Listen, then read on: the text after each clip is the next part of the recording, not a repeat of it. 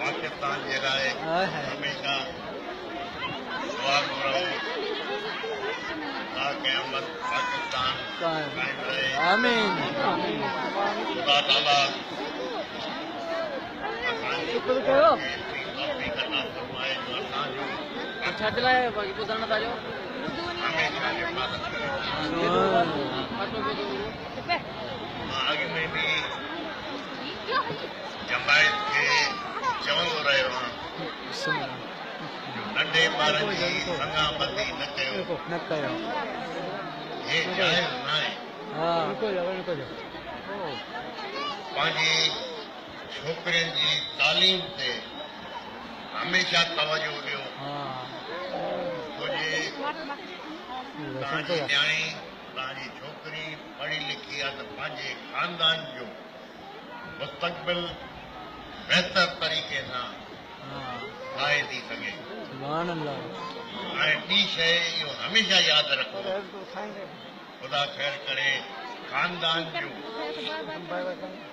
वॾो गुज़ारे थो वञे हमेशा पंहिंजी न्याणियुनि खे पंहिंजी छोकिरियुनि खे घणई हक़ मिल्कियत में माल में ज़मीनदारी में तव्हां ॾियो छोजी हे अमानत आहे। ख़ुदा ताला तव्हां खां पुछंदो जो अमानत में ख़यानत कीअं थी आहे। तंहिंजे करे ख़यानत खां परे रहो जो शरई हक़ पंहिंजी छोकिरी जो आहे जो न्याणी जो आहे तव्हांखे ॾियणु खपे। इन में ख़ुदा बि राज़ी आहे इन में तव्हांखे बरकत थींदी।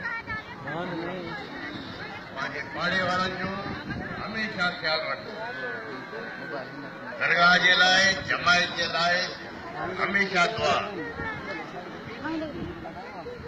जॾहिं बि तव्हां वांदा आहियो सलाह शरीफ़ पढ़ो दुरूद शरीफ़ पढ़ो ख़ुदा ताला तव्हांखे इन दुनिया में बि आख़िरत में बि इन जो अजर ॾींदो।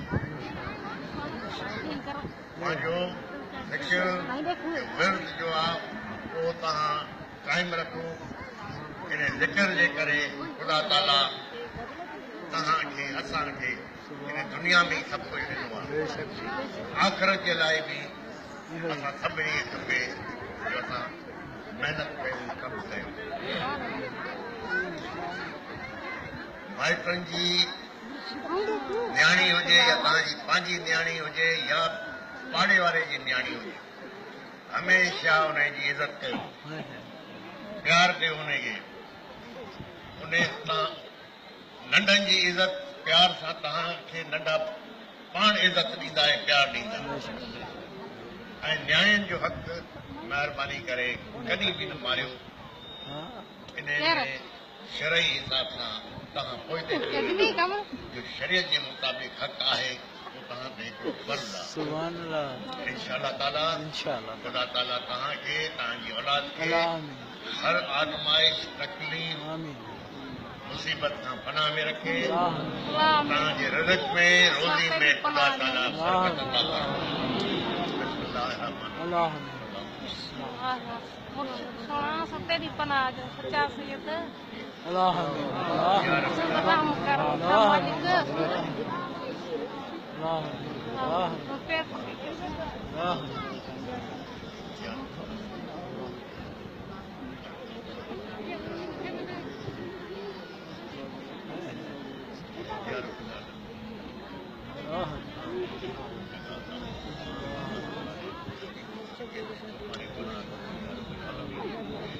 थोड़ा सा देखे